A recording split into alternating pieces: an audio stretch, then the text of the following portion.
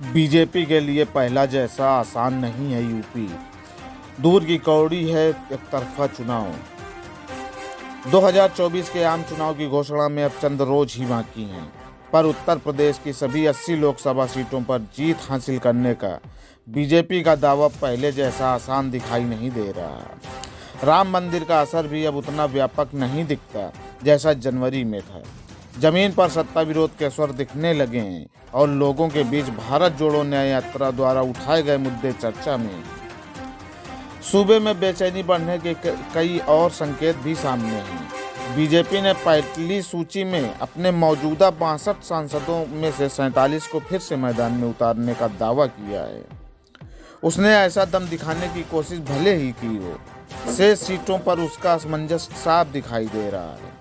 अकेले चुनाव लड़ने की घोषणा करने वाली बहुजन समाज पार्टी ने भी अस्वाभाविक रूप से अब तक अपनी सूची जारी नहीं की है। चुनाव विश्लेषक याद कर रहे हैं कि किस तरह पुलवामा आतंकी हमले के बाद 2019 में भड़काए गए राष्ट्रवाद और प्रधानमंत्री द्वारा शहीदों के नाम पर वोट मांगकर आचार संहिता नियमों के खुले उल्लंघन के बावजूद बीजेपी के सीटें 2014 के 71 से घटकर 62 रह गईं। बड़े बड़े दावे करने वाली भाजपा के अंदर खाने भी कम से कम 50 सीटें तो जीत लेने का विश्वास भी बता रही है कि चुनावी परिदृश्य कैसा है। उत्तर प्रदेश में वैसा भी राम राज्य नहीं है जैसा होर्डिंग्स और अखबारों में भरे पूरे पन्ने के विज्ञापनों में दिखाया जाता है।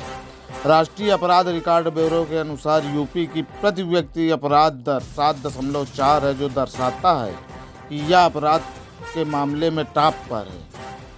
एनसीआरबी डेटा यह भी कहता है कि देश में हिरासत में बलात्कार की घटनाएं भी सबसे ज़्यादा यूपी में दर्ज की गई हैं।